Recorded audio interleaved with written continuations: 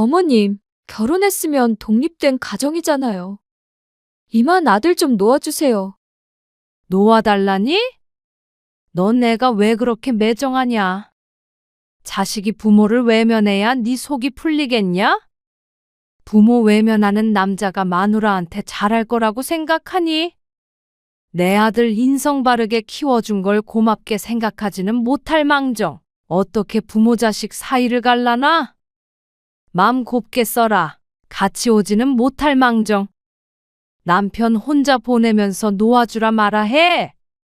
어머님, 용석 씨도 할 만큼 했어요. 저도 참을 만큼 참았고요. 뭐? 참아?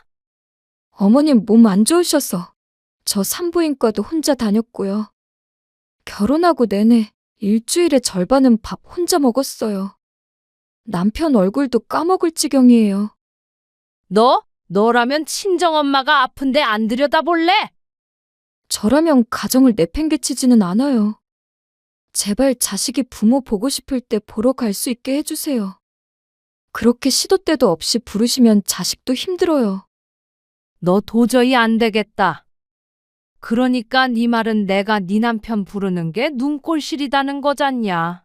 용석이 주려고 했던 돈 얘기는 들었지. 이거 너희 주려고 했는데 너 괘씸해서 그렇게는 못하겠다. 내가 너한테 밥을 해달랬냐 뭘 해달랬냐? 가끔 내 아들 불러서 해주는 밥 먹고 가라는 게 그게 그렇게 잘못된 거야? 오늘 이야기 속 주인공은 65세 문복자 씨입니다. 그리고 그녀의 아들과 며느리에 관한 이야기이죠.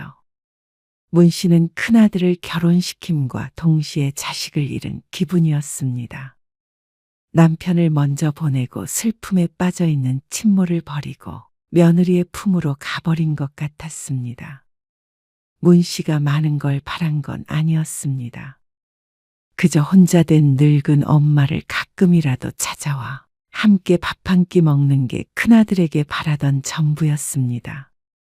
며느리와 함께 오라는 것도 아니었고 며느리를 시도 때도 없이 불러 제끼는 건 더더욱 아니었습니다. 그저 가까이 사는 아들만 잠깐씩 얼굴 비춰주면 그걸로 좋겠습니다. 하지만 그마저도 싫다는 아들과 며느리. 결혼한 아들을 이만 놔달라고 말하던 며느리는 문 씨가 큰아들과 연이라도 끊길 바라는 것 같았습니다. 남편 잃고 큰아들에게 많이 의지했었는데 이제는 그마저도 불가능했습니다. 아들에게 전화하는 것조차 며느리 눈치를 봐야 하니 억울할 따름이었습니다. 큰아들이라 두 자식 중에 더 각별했는데 이제는 아무 상관없는 남이 된 기분이었습니다. 결혼을 하고 나서 바뀐 큰아들, 그리고 시모를 못마땅하게 생각하는 며느리. 이제 더 이상 문 씨도 아들에게 목매지 않을 작정이었습니다. 그래서 남편이 큰아들 물려주라고 했던 유산을 한 푼도 주지 않을 생각이었습니다. 몽땅 다 써버리면 자기 돈 내놓으라고 따질지도 몰랐습니다.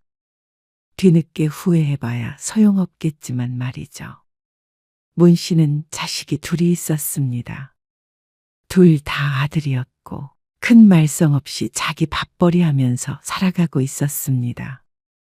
대학 이후로는 한 번도 돈이 들어간 적이 없었죠. 그리고 문 씨의 남편은 몇 년 전에 세상을 떠났습니다. 둘째 아들이 큰아들보다 먼저 결혼했는데 결혼식 1년이 채 안 되어서 눈을 감았죠. 뭐가 급하다고 큰아들 결혼하는 것도 안 보고 가버렸는지 참 무정했습니다. 아직 식사 안 하셨어요? 입맛 없어. 그냥 바카스나 한 잔 마시고 잘난다. 그래도 식사 제대로 하셔야죠. 뭐가 넘어가야 먹지. 문 씨의 대꾸에 전화 너머로 큰아들의 한숨 소리가 작게 들리는 듯 했습니다. 문 씨는 남편이 죽고 난 뒤로 어쩐지 정신없는 시간들을 보냈습니다. 멍하게 있는 때가 많았고 가슴이 답답하거나 울컥할 때도 있었습니다. 남편이 보고 싶어서 그러느냐고 묻는다면 쉽사리 고개를 끄덕일 수는 없었습니다. 왜냐면 남편과는 살아생전 사이가 좋았던 적이 드물었으니 말이죠. 젊었을 때는 이혼 아내 만회도 많이 했고 50대엔 남편이 젊은 여자와 바람까지 나는 바람에 잠깐 별거를 했던 적도 있었습니다. 당시엔 남편이 도대체 언제 죽을까 하는 생각을 했던 적도 있으니 얼마나 애틋하지 않은 사이였는지 두말하면 입 아팠죠. 그런데 막상 네 아빠 가니까 왜 이렇게 헛헛하냐? 남편의 죽음에 우울할 만큼 사랑한 것은 아니었지만 미운 정도 정이라고 기분이 이상했습니다. 그리고 이런저런 생각이 많이 드는 것 같았습니다. 나의 죽음에 대해서도 생각하게 되고 인생의 덧없음을 떠올리면 한없이 기분이 가라앉았습니다. 이유가 무엇이건 간에 남편의 죽음은 문 씨에게 크나큰 영향을 끼쳤습니다. 오죽 상태가 안 좋았으면 큰아들이 결혼을 반년을 미루었을까요? 남편이 아파서 누워있을 때는 전혀 예상하지 못했습니다. 떠난 뒤에야 그 빈자리를 실감했죠. 저 이만 가볼게요. 시간도 늦었는데 자고 가지 그래. 내일 바로 출근하면 되잖냐? 지난번에 두고 간 양복도 다려놨어. 아니요.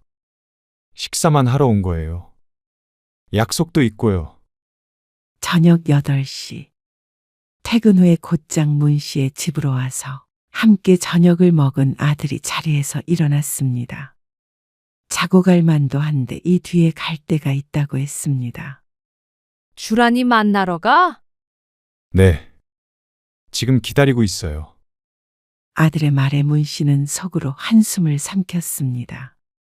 결혼을 앞둔 예비 며느리와 이 시간에 약속이 있다는 게 조금 걱정이 됐습니다. 다음 날 출근을 해야 하는데 말이죠. 그래. 운전 조심히 하고. 문 씨는 속마음을 숨긴 채로 아들에게 웃어 보였습니다. 아들은 연신 시계를 힐끔거리며 다급하게 집 밖을 나섰습니다. 그리고 다시 조용해진 집. 혼자 남은 문 씨는 느릿하게 아들과 함께 식사했던 식탁을 정리했습니다. 이마저도 다 치워버리면 또다시 혼자 된 기분을 느껴야 할 것 같았습니다.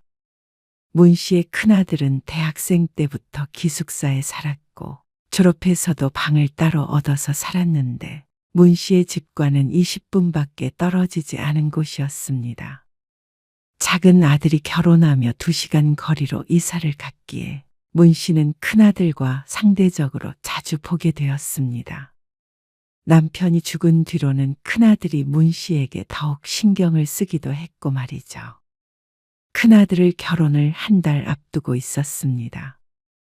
한 차례 미룬 탓에 이것저것 조율을 해야 해서 바쁜 시간을 보낸 것을 문 씨도 알고 있었습니다. 그래서 참 고맙기도 했습니다. 다른 건 몰라도 문 씨가 자식 하나는 잘 키운 듯 했습니다. 그런데 큰아들을 결혼시킨다는 생각만 하면 왜 이렇게 울적한지 스스로도 이해하지 못했습니다. 남편이 죽기 전에는 분명히 얼른 결혼하라고 재촉을 했는데 말이죠. 문 씨도 자신이 이렇게 될 거라고 생각하지 못했습니다. 하지만 자꾸만 자식을 찾게 되는 것도 잠시뿐이라고 생각했습니다. 다만 지금은 마음이 힘들어 그러는 것뿐이었습니다. 이거 네 아버지가 너 장가갈 때 주라고 한 돈이야. 얼마 뒤에 문 씨가 아들을 호출했습니다. 그리고 아들에게 통장을 하나 내밀었습니다. 남편의 보험금도 일부 들어 있었고 그동안 아들 장가 보내려고 모아둔 돈도 있었죠. 그런데 큰아들이 잠시 말없이 통장을 바라보더니 다시 문 씨의 앞으로 쓱 밀어두었습니다. 엄마 쓰세요. 왜? 네 돈이야. 결혼하는데 목돈은 있어야지. 용주도 결혼할 때 안 받았잖아요. 아들이 남동생 얘기를 꺼내며 거절했습니다. 넌 맏아들이지 않냐? 그리고 용주는 돈도 잘 벌어서 도와줄 필요 없댔어. 작은 아들은 사업을 하는데 꽤나 돈을 잘 벌었습니다.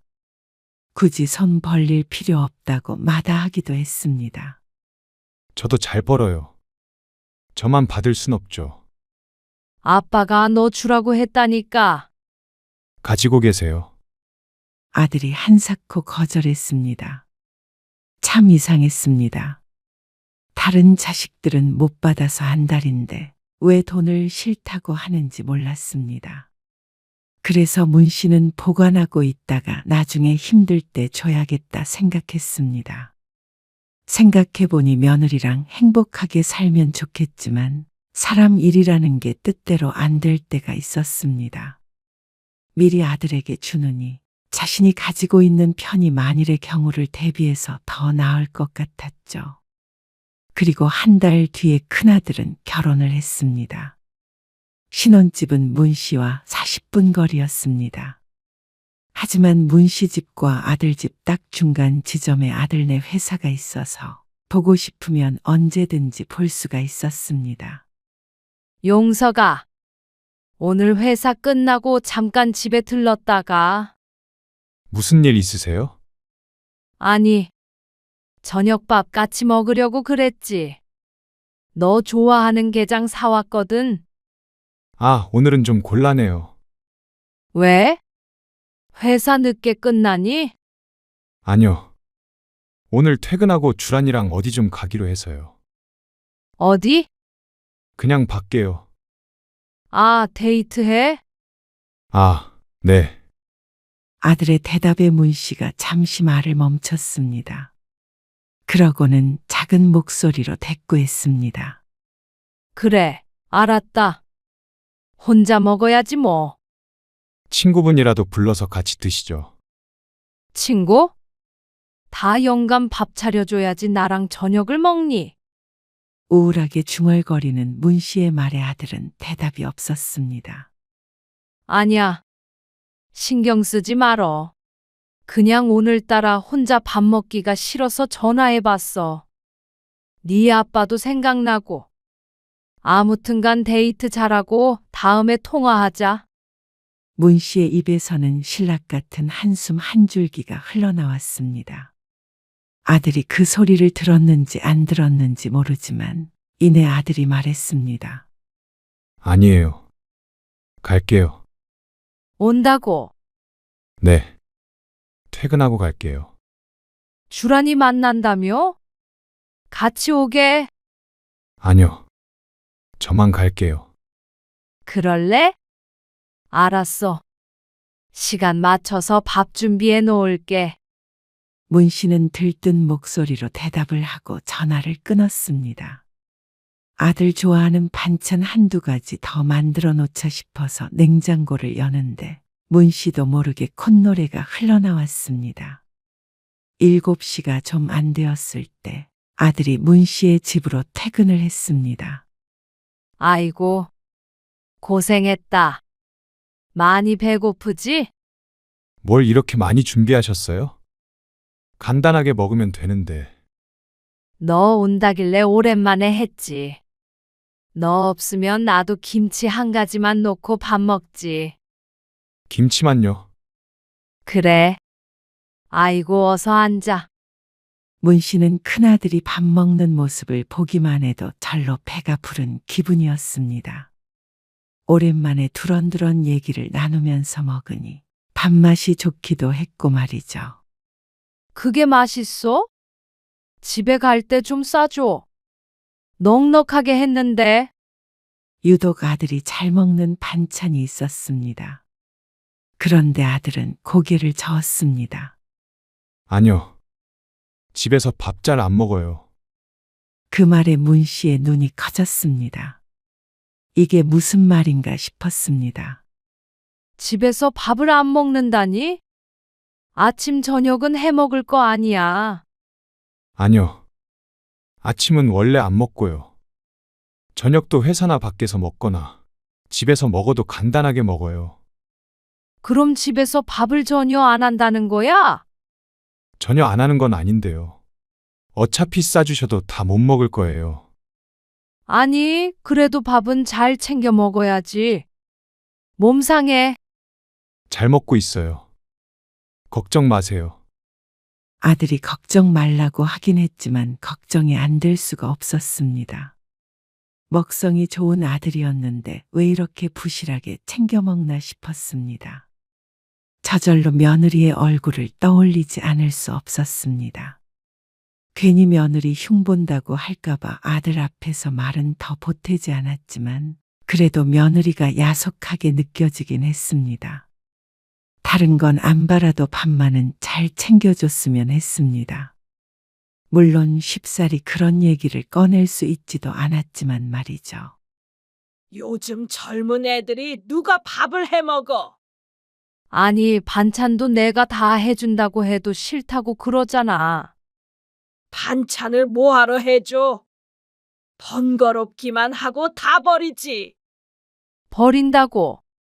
그런 얘기도 못 들어봤어? 시엄마가 반찬 해주면 며느리들이 집에 가는 길에 버린다잖아. 설마? 아까운 걸 왜 버려? 집에서 밥도 안 해 먹는데 반찬이 뭐가 아깝겠어. 아니, 그래도 사람이 집밥을 먹어야 건강하지. 누가 요즘 건강 신경 쓰나? 편한 것만 좋아서 죄다 시켜 먹고 그러지. 문 씨의 친구가 혀를 차며 대수롭지 않게 말했습니다. 그 말에 문 씨는 심각한 표정이 되었습니다. 그러다가 얼마 뒤에 문 씨가 또 아들에게 전화를 걸었습니다. 아무래도 가끔 아들을 불러서 퇴근길에 저녁밥을 먹이기라도 해야 할 것 같았습니다. 안 그러면 마누라한테 밥도 못 얻어먹고 다니는 아들이 불쌍해서 안 될 것 같았습니다. 그런데 아들이 그런 문 씨의 마음은 몰라주고 거절을 했습니다. 주란이랑 집에서 먹을게요. 집에서 밥도 안 해 먹는다며. 주란이가 오늘 족발 먹고 싶대서요. 족발도 집에서 해 먹지도 않을 거 아니냐. 족발을 누가 집에서 해 먹어요. 그럴 바에야 퇴근길에 잠깐 들려서 먹고 가면 되잖냐. 들렸다가 다시 집에 가려면 40분 걸려요. 회사와는 가까워도 아들 집과는 반대 방향이니 오래 걸리긴 할 것이었습니다. 하지만 족발 시켜 먹고 치킨 시켜 먹고 하는 아들이 마음에 걸렸습니다. 잠깐 들렸다가. 엄마, 신혼인데. 그래도 밥은 집에서 같이 먹어야죠. 3일 전에 들렸잖아요. 아들의 대꾸에 말문이 막혔습니다. 아들이 3일 전에 왔던 건 맞았지만 한 번 더 와서 밥 한 끼 먹는다고 어디가 어떻게 되나 싶었습니다. 매일도 아니고 일주일에 2번 정도는 올 수 있는 거 아닌가 하는 생각에 문 씨도 모르게 입이 튀어나왔습니다. 그래. 알았다. 다소 차갑게 전화를 끊고 나니 어쩐지 후회가 됐습니다. 아들의 말대로 신혼인데 너무 문 씨 생각만 했나 싶었습니다. 한창 둘이 알콩달콩할 때인데 자신이 회방꾼이라도 된 것 같았죠. 머리로는 그렇게 이해는 갔지만 마음은 그래도 허전하긴 했습니다. 이제는 큰아들마저 오지 않으면 문 씨는 누구와 함께 밥을 먹고 누구와 함께 이야기를 나눠야 하나 싶었죠. 작은 아들도 자주 전화를 하긴 하지만 집이 멀어 명절에나 겨우 봤습니다. 문 씨는 문득 외로워졌습니다. 그 뒤로도 큰아들은 2번 더 문 씨의 제안을 거절했습니다. 오늘은 집에 바로 갈게요. 그리고 다음 주말에 잠깐 들를게요. 그래. 아들은 평일에는 문 씨의 집에 오지 않게 됐습니다. 주말에도 매주 오는 건 아니었고 가끔씩 며느리가 약속이 있을 때나 문 씨의 집에 왔습니다. 그런 아들에게 조금 섭섭했습니다. 그러던 어느 날 문 씨가 크게 아파서 입원한 일이 있었습니다. 이틀 입원하고 퇴원하긴 했지만 여전히 몸이 좋지 않았습니다. 왜 자꾸 기침이 나오는지 모르겠네. 가슴팍도 아프고. 병원에서는 괜찮다고 했잖아요. 그러니까 말이야. 돌파리 같아. 문 씨는 말끝마다 작게 콜록콜록 거렸습니다. 그러자 문 씨의 상태를 보러 온 큰아들이 근심 어린 표정을 지었습니다. 주말에 용주도 올라오기로 했어요. 바쁜 애를 뭐하러 불렀어? 그래도 엄마 편찮으신데 와봐야죠. 작은 아들까지 온다기에 마음이 불편했습니다. 괜히 늙은 엄마 때문에 자식들이 고생하는 것 같았습니다. 하지만 한편으로는 뿌듯하기도 했습니다. 아프다는 소식에 이렇게 달려오는 아들이 있다는 게 얼마나 다행인지 몰랐죠. 아이고, 미안하다. 신혼인데 괜히 오게 해서. 아니에요. 주란이도 많이 걱정해요. 그래도 시엄마 아프다는데 며느리가 못 가게 하지는 않는가 보다 생각했습니다. 그렇게 발길이 뜸해졌던 큰아들이 다시 문 씨의 집에 드나들게 되었습니다. 전화해서 조금 아픈 얘기를 하면 퇴근 후에 잠깐이라도 들러서 문 씨를 보고 갔습니다. 이럴 땐 아픈 것도 나쁘지 않다는 철없는 생각이 들기도 했습니다. 그리고 이틀 뒤에도 아들은 또 문 씨의 집으로 퇴근을 했습니다. 이렇게 자주 와도 되냐? 문 씨의 소심한 질문에 아들이 잠시 뜸을 들이더니 대답했습니다. 주란이한테 말하고 왔어요. 그래, 내가 며느리 하나는 잘 봤네. 아니, 오늘따라 몸도 더 안 좋은 것 같고. 밥이 잘 안 넘어가잖아. 아침도 2숟갈 먹었어. 왜 그렇게 식사를 못 하세요? 그러게나 말이야. 죽은 네 아빠가 생각이 나는지. 그러자 아들은 또 말이 없어졌습니다. 그리고 9시쯤 아들이 돌아가자 문 씨는 또 웃음을 잃었습니다. 이럴 때는 아들 내외와 함께 살았으면 하는 마음도 들었습니다. 자식들 독립하고는 밥 신경 안 써도 되겠다 싶어서 좋았던 적도 있었는데 사람 마음이 참 간사했죠. 그리고 그 주 토요일이 됐을 때였습니다. 집이니? 아니요. 오늘 출근했어요. 토요일에도 출근해? 할 일이 있어서 오전에만 잠깐 근무해요. 아이고, 밥은 챙겨 먹었고? 벌써 점심시간인데. 아니요. 이따가 퇴근하고 집에서 먹으려고요. 퇴근할 때까지 어떻게 기다려? 그러지 말고 집에 잠깐 들려. 아니에요.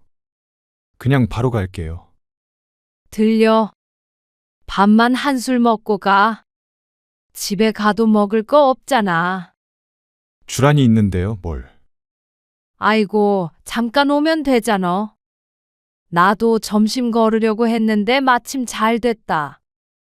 너 오면 같이 먹어야겠다. 그 말에 아들은 한숨을 쉬었습니다. 아, 오기 싫으니. 그렇게 묻자 아들은 아니라면서 퇴근 후에 문 씨의 집으로 오겠다고 했습니다. 문 씨는 들뜬 마음으로 전화를 끊었습니다. 없던 입맛이 싹 도는 기분이었습니다. 그렇게 오후 2시가 가까워지자 아들이 집으로 왔습니다. 내가 너 귀찮게 하려고 하는 게 아니라 그런 생각 안 했어요. 주말에도 출근해서 일하는 거 보니까 안쓰러워서 그러지. 집에 가면 밥도 제대로 못 얻어먹는다는데 못 얻어먹는 게 아니라 그냥 간단하게 먹는 거예요. 나는 네 아빠 직장 다닐 때 밥은 한 끼도 거르게 한 적 없어. 저는 제가 안 먹는 거예요. 그리고 맞벌이 하는데 어떻게 주란이가 매번 제 식사를 챙겨요. 그래도 결혼을 했으면 남편 밥은 굶기지 말아야지. 그렇게 따지면 저도 주란이 밥 안 챙겨주는데 똑같죠. 여자랑 남자랑 같니? 그러자 아들이 한숨을 쉬며 며느리 편을 들었습니다. 주란이 저한테 정말 잘해요. 밥은 제가 안 먹는 거고요. 그래도 내 아들 굶긴다는데 누가 좋아해? 엄마, 지금도 주말인데 주란이 혼자 집안일하고 밥도 혼자 차려서 먹고 있어요. 아들이 울적한 말투로 대답했습니다. 그 말이 어쩐지 문 씨를 탓하는 것만 같아서 가슴이 뜨거워졌습니다. 그러냐? 그렇게 혼자 밥 먹는 마누라 걱정되면 뭐하러 왔어? 엄마, 나는 혼자 먹어도 되니까 얼른 집에 들어가 봐라. 네 마누라 울고 있겠다. 아들이 한숨을 쉬었고 그 소리에 더 기분이 상한 문 씨는 먹던 밥그릇을 빠르게 정리했습니다. 입맛이 뚝 떨어져서 더 이상 먹고 싶지 않았습니다. 아들은 천천히 자리에서 일어났습니다. 그러더니 이만 가보겠다고 하고 나갔습니다. 그 뒷모습이 참 야속했습니다. 마음 상한 부모보다도 집에서 기다리는 아내가 더 걱정되는 모양이었습니다. 이렇게 아들이 내 자식이 아닌 며느리의 배우자가 되어버린 건가 싶었습니다. 둘째 아들이 결혼했을 때는 못 느꼈던 서러움이었습니다. 의지를 많이 했기에 배신감이 더 클 수밖에 없었습니다. 이제는 두 아들 모두 떠나가고 문 씨의 곁에는 아무도 없는 것 같았습니다. 문 씨가 전화하지 않으니 큰아들도 연락이 없었습니다. 며느리도 말이죠. 그것도 괘씸했습니다. 상황을 뻔히 알 텐데 전화도 없는 게 어쩌면 아들이 며느리의 눈치를 보고 있는 것이는 것 몰랐습니다. 그러던 어느 날이었습니다. 명절도 아닌데 오랜만에 작은 아들이 찾아왔습니다. 엄마, 지금 사업이 좀 어려워서요. 아이고, 그러냐? 돈을 잘 벌고 있다더니 경기가 어려워서 그런가. 아들은 힘들다며 고개를 숙였습니다. 그리고 이어지는 말에 문 씨는 당황스러웠습니다. 사업 자금이 급하게 좀 필요한데. 죄송하지만 3천만 원만 빌려주실 수 있으세요? 작은 아들이 문 씨에게 조심스럽게 물었습니다. 하지만 문 씨는 선뜻 대답을 하지 못했습니다. 3천만 원이라는 돈이 크기도 컸고 통장에 있는 돈은 따로 주인이 있었으니 말이죠. 내가 돈이 어디 있니? 그러자 작은 아들이 입술을 깨물었습니다. 한 번만 도와주세요. 너무 힘들어서 그래요. 저 결혼할 때 엄마한테 한 푼도 안 받았어요. 그리고 형 주려고 만든 통장이 있는 거 알고 있어요. 그걸 어떻게 알았는지 몰랐습니다. 큰아들이 말했는지 남편이 언지를 했는지 몰랐습니다. 큰아들에게 건넸던 통장에는 1억 5천만 원이 들어 있었습니다. 하지만 거기서 3천을 뺏어줄 수는 없었습니다. 남편이 큰아들을 주라고 하기도 했고 문 씨도 그건 맏아들이 가져야 한다고 생각했습니다. 결국 나중에 제사를 물려받고 부모를 부양할 자식은 맏아들일 테니 합당한 대가는 줘야 한다고 생각했습니다. 물론 작은 아들에게는 미안했습니다. 미안하다.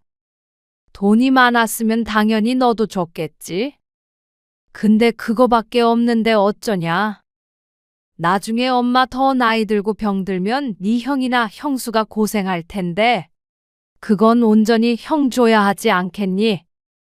1년 안에 갚을게요. 갚을 수 있어요. 아이고, 용주야. 그러지 말어라. 네 형 돈에 욕심내지 말어. 그 말에 작은 아들이 원망스런 눈길로 문 씨를 바라보았습니다. 문 씨도 마음이 지끈거렸습니다. 작은 아들은 잠시 말없이 앉아 있다가 조용히 돌아갔습니다. 먼 길 왔는데 밥 한 끼도 안 먹이고 보낸 게 마음에 걸렸습니다. 그런데 얼마 뒤에 큰아들에게서 연락이 오는 바람에 작은 아들 일은 잊었습니다. 큰며느리가 임신을 한 것이었습니다. 아이고, 경사다 경사야.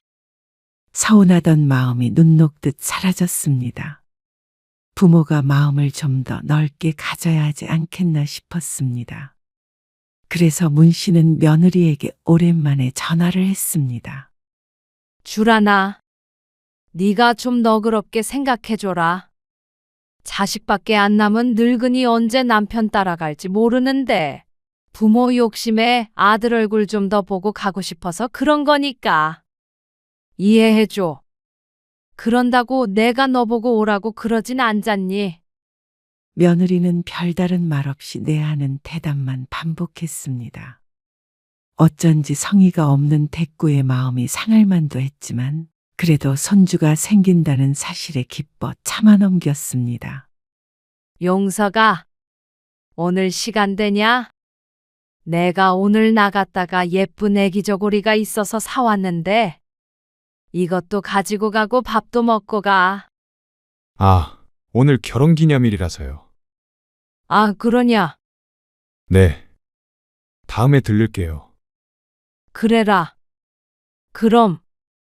전화를 끊자 신이 났던 기분이 급격히 가라앉았습니다. 문씨만 들떠 있었던 것 같았습니다. 선물을 주겠다고 해도 전혀 좋아하는 것 같지 않은 아들의 반응에 문씨의 기분이 상했습니다.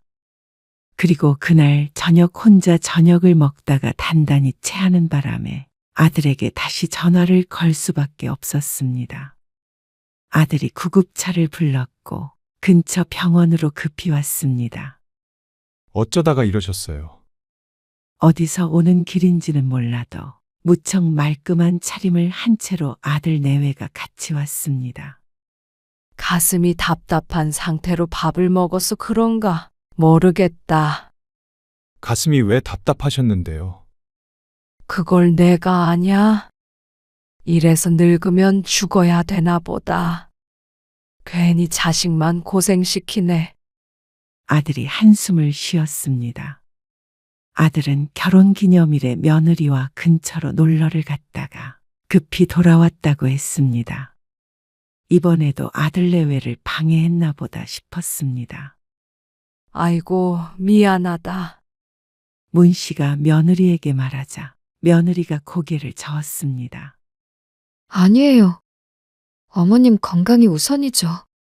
하지만 본심은 그게 아니었는지 그 말을 하는 며느리의 표정이 무척 좋지 않았습니다. 아무래도 둘의 시간을 방해한 시모가 미운 모양이었습니다. 수액을 한 대 맞고 무 씨는 퇴원했습니다. 아들은 문 씨를 집에 내려주고 잠시 있다가 집으로 돌아갔습니다. 아들 내외가 돌아가자 또다시 울적했습니다. 아플 때 혼자인 것만큼 서러운 게 없는 법이었습니다. 차라리 같이 살았으면 나았을까 하는 생각이 들었습니다. 그리고 3일쯤 지났을 때 문 씨는 아들을 불러 슬쩍 의중을 떠보았습니다. 아들이 그럴 마음이 있는지 궁금했습니다. 그런데 같이 살자고 한 것도 아닌데 아들이 갑자기 화를 냈습니다. 밥 먹던 숟가락까지 내려놓고서 말이죠. 엄마, 제발 그만 좀 하세요. 뭐가? 어리둥절해하는 문 씨에게 아들이 말했습니다. 지금 주란이 입덧 때문에 밥도 제대로 못 먹어요. 그런데 혼자 놔두고 와서 엄마랑 같이 밥 먹고 있잖아요. 저도 주란이한테 미안해 죽겠어요. 언제까지 이러실 거예요? 그리고 같이 어떻게 살아요? 저희도 저희 인생이 있잖아요. 그 말에 문 씨는 크게 충격을 받았습니다. 언제 그 인생을 포기하라고 했나 싶었습니다. 그냥 아들 곁에서 살고 싶다는데 그게 이런 말까지 들을 말인가 억울했습니다. 꼭 이렇게 하셔야겠어요? 아빠 돌아가시고 상심이 크신 거 아니까 저도 최대한 엄마 맞춰드리려고 노력했잖아요. 근데 자꾸만 집에도 제대로 못 가게 만드시면 어떡해요? 그러니까 차라리 합치면 괜찮을 거 아냐? 그러면 저 피말라서 못 살아요. 뭐? 뭐든 저랑 같이 하고 싶어 하는 엄마 때문에 숨 막힌다고요. 용서가! 이제는 안 올게요.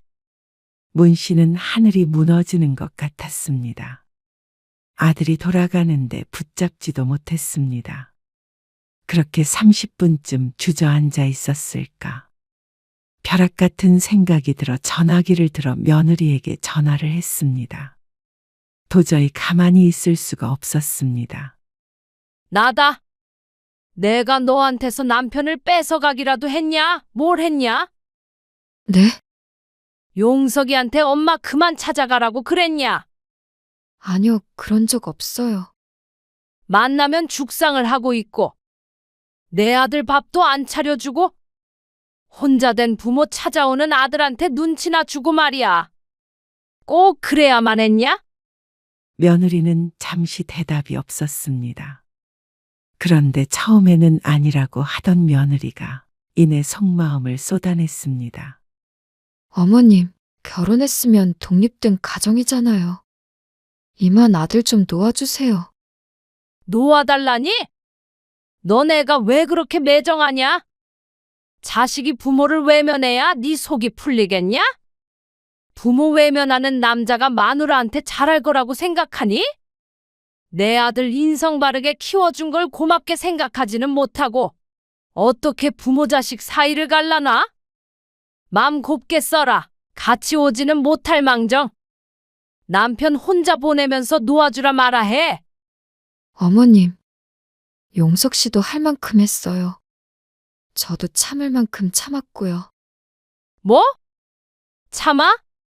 어머님 몸 안 좋으셔서 저 산부인과도 혼자 다녔고요. 일주일에 절반은 밥 혼자 먹어요. 남편 얼굴도 까먹을 지경이에요. 너라면 친정엄마가 아픈데 안 들여다볼래? 저라면 가정을 내팽개치지는 않아요. 제발 자식이 부모 보고 싶을 때 보러 갈 수 있게 해주세요. 그렇게 시도 때도 없이 부르시면 자식도 힘들어요. 너 도저히 안 되겠다. 그러니까 네 말은 내가 네 남편 부르는 게 눈꼴실이다는 거잖냐? 그런 말씀이 아니잖아요. 너희 정말 너무한다. 나도 너희한테 서운한 거 많아도 꾹 참고 살았어. 어떻게 사람이 서운한 게 없겠어? 그런데 세상 많이 달라졌다. 어떻게 며느리가 시엄마한테 이렇게 대들어? 며느리는 이제는 대답을 하지 않았습니다. 용석이 주려고 했던 돈 얘기는 들었지. 이거 너희 주려고 했는데 너 괘씸해서 그렇게는 못하겠다. 나중에 나 더 늙걸랑 병수발 잘 들면 그때 줄지 말지 생각해보련다. 어머님, 제발 그 돈 안 받을 테니까 저희 좀 냅두세요. 뭐야? 이런 여우 같은 게 다 있냐? 용석이는 네가 나한테 이러는 거 알고나 있냐?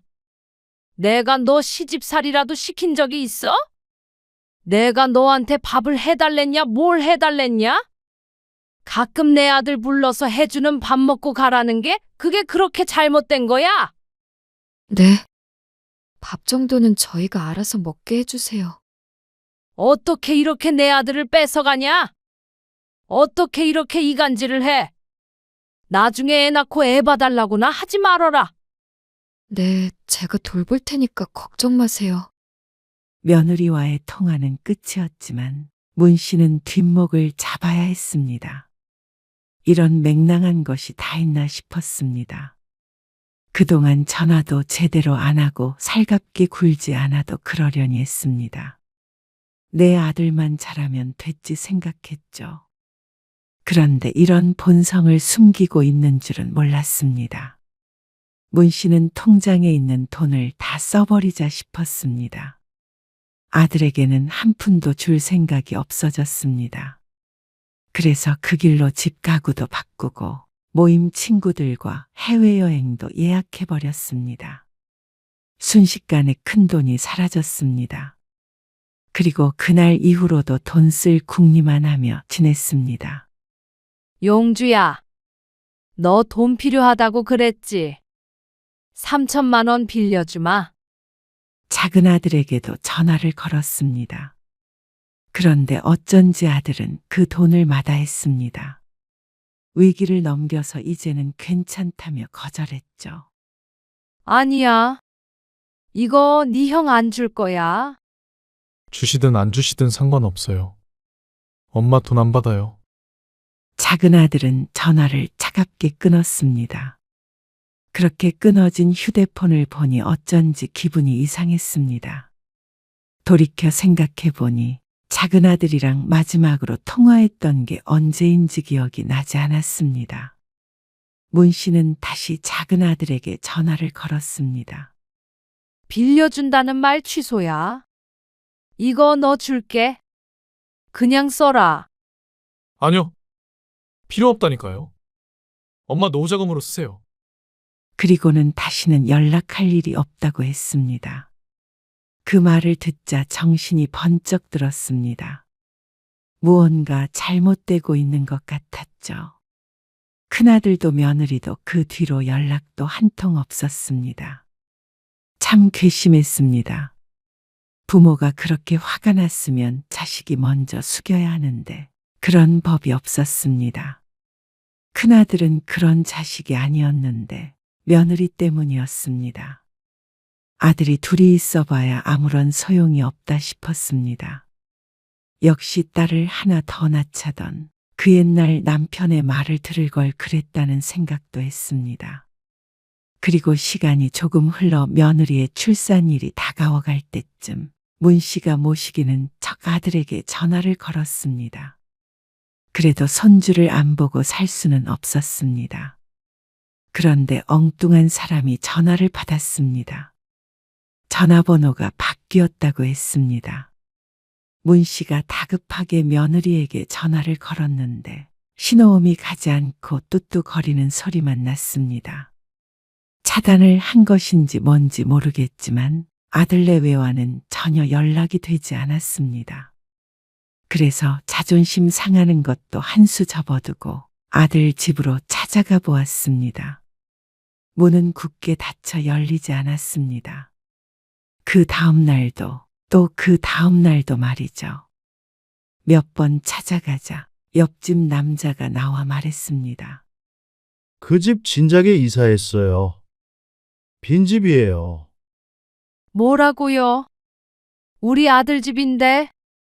이삿짐 다 싣고 가던데 요즘에 부동산에서 들락거려요. 문 씨는 그 자리에서 주저앉았습니다. 작은 아들도 더 이상 전화를 받지 않았고 큰 아들은 흔적도 찾을 수가 없었습니다. 찾으려는 노력도 할 수가 없었습니다. 너무나도 명백했습니다.